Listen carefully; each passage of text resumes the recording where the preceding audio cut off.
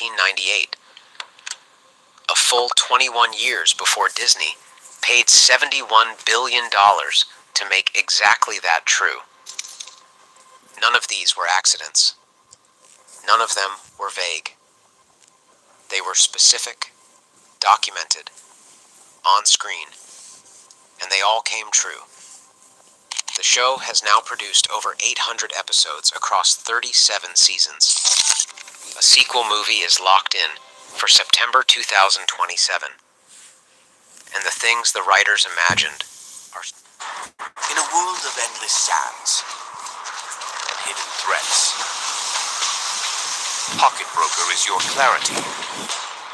Navigate over 250 global assets without magic.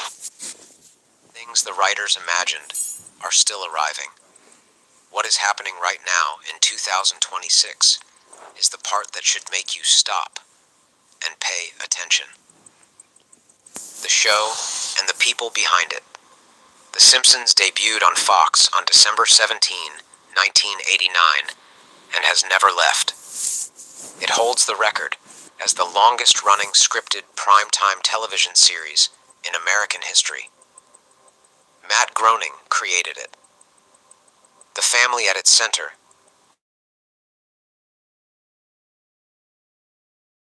baby Maggie, has not aged a single day in 37 years of broadcast. Springfield, the fictional town they live in, functions as a kind of parallel America, where writers take what is actually happening in the real world and push it to its logical, absurd, and sometimes chilling conclusion. The writer's room is not staffed by average people. Showrunner Al Jean graduated cum laude in mathematics from Harvard. Writer J. Stewart Burns graduated magna cum laude in mathematics from Harvard before getting his master's at UC Berkeley. David X. Cohen, who co-developed from UC Berkeley. Former writer Brent Forrester, who joined the staff in 1994, described the room plainly.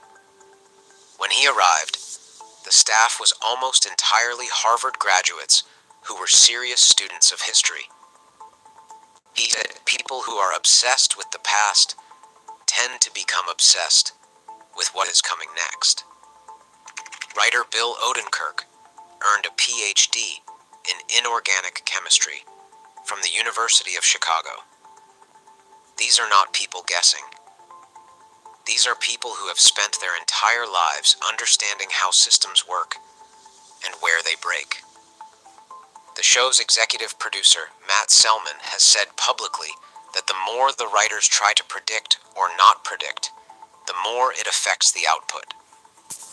Matt Groening himself has said the show writes jokes based on the most absurd possibility, and that after enough seasons, some of them are going to land. Al Jean put it even more bluntly in an interview. One of the writers said that if you write 700 episodes and you do not predict anything, you are pretty bad at your job. Two Harvard mathematicians, Frederick Mosteller and Percy Diaconis, laid out the math in 1989. With a large enough sample, any outrageous thing is apt to happen. The Simpsons has now produced over 800 episodes. The writers pitch roughly 1,000 jokes per episode to land about 50 in the final script. The volume makes some matches with reality statistically inevitable, but some of them are too specific to explain with volume alone. And the first one that broke that rule has a name, a budget crunch, and a date. The President. They saw coming on March 19th, 2000, an episode called Bart to the Future aired on Fox. In it, Bart is shown a vision of his future by a casino manager. In that future, Lisa Simpson is President of the United States. Her first line to her cabinet is this: "As you know, we have inherited quite a budget crunch from President Trump. Her staff confirms. The country is broke. The episode was written by Dan Greeny. Trump had been publicly talking about running for president since at least 1988 and had made an actual third-party run with the Reform Party in 1999 and 2000. While the episode was in production, Al Jean told the New York Times that people have somewhat forgotten Trump was talking about running at that time. It was not totally out of the blue. He was a well-known name with clear presidential aspirations, so the writers used him as the punchline for where celebrity culture was heading. On November 8th, 2016, Trump was elected the 45th President of the United States. 4 days later, Bart wrote on the chalkboard in the show's opening credits, "Being right sucks." The show confirmed on social media that the gag was a direct response to posting side-by-side images of Lisa and Harris. It was not a perfect match, but it was close enough that people who had watched the episode 21 years earlier saw it immediately.